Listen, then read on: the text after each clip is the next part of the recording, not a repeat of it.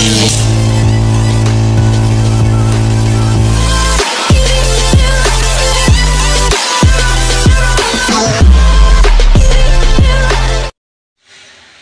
guys, good morning.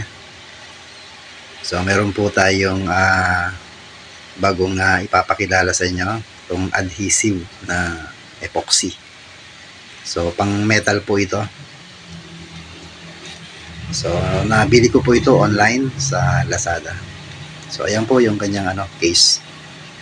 Ayan, yung parang sa syringe. So ayan, meron siyang pang push para lumabas yung yung epoxy doon sa dulo. So ito po yung kanyang laman. Pag ginalo mo na po siya, ganyan na po yung kulay niya. Ngayon guys, subukan natin dito sa ating gagawing oil tank ng ating DIY waste oil stove. So instead na welding, so ito yung ipandidikit natin. So subukan natin to, kasi kung maganda to, siguro ito na yung gagamitin ko lagi, kasi mas madaling gamitin, then iwas butas. Kasi po pag nagwe-welding po ako, lalo na dito sa mga tubular, so madalas po nabubutasan ako. Kaya susubukan po natin to kung maganda.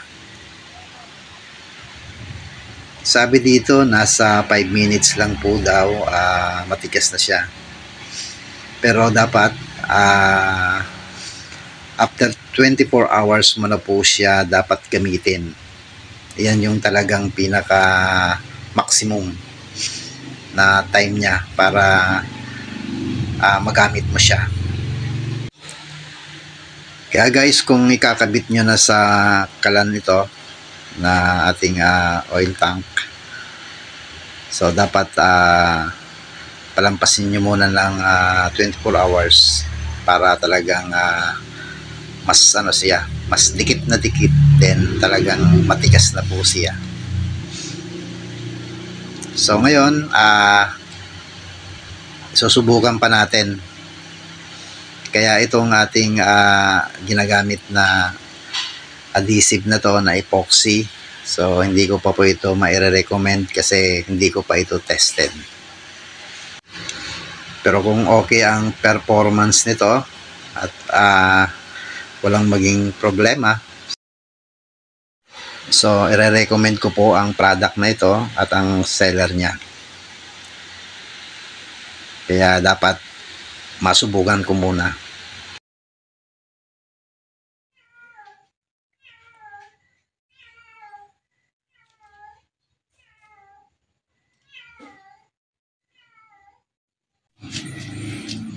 Sana guys, totoong heat resistant to.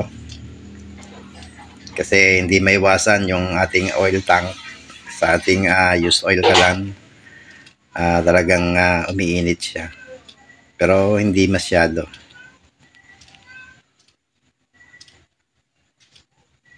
So ito po yung kanyang lalagyan ng epoxy, yung adhesive. So pasensya na, 100 ako kasi walang cameraman. Ayan. So may takip po siya. So bali, ayan po ang kulay niya. So yellow tsaka gray. Ayan. Meron siyang pang push para lumabas yung epoxy sa loob.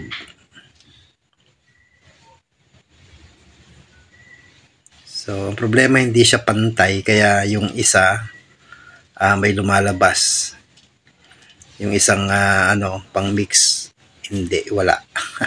Ayan, dapat ibukod yung kanyang pag-push. Yan. So hindi pantay.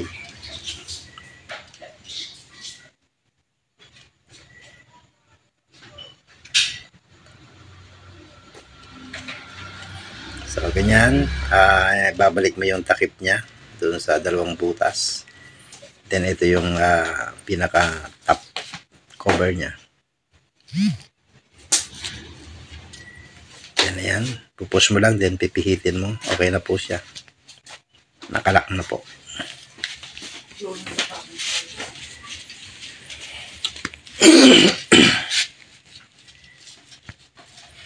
So, i-mix po natin para dumikit.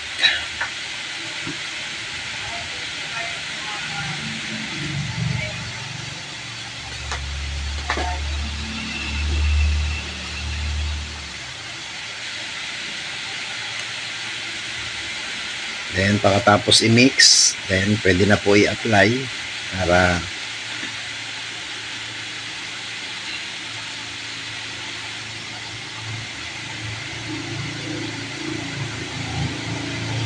yan.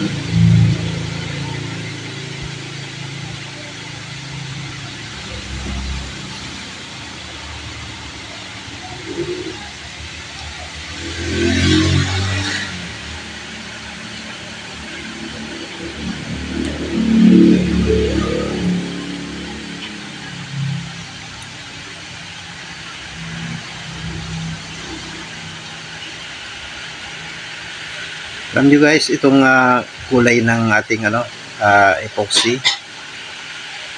doon sa kanilang ipinapakita doon sa video, doon sa Lazada, kulay gray po siya kapag minix na. Kaya lang ito, parang siya, yellow green. Kahit na balance yung ilalagay mo, yung pa rin ang nangigibabaw na kulay niya. So, di ko alam kung fake to na pinadala sa akin. Pero, masusubukan natin yan. Within 24 hours. So, ayan na po guys. Yan na po yung kinalabasan niya. So, medyo matigas na po siya. So, after 5 minutes, yan na po yung resulta. So, abangan na lang natin after testing.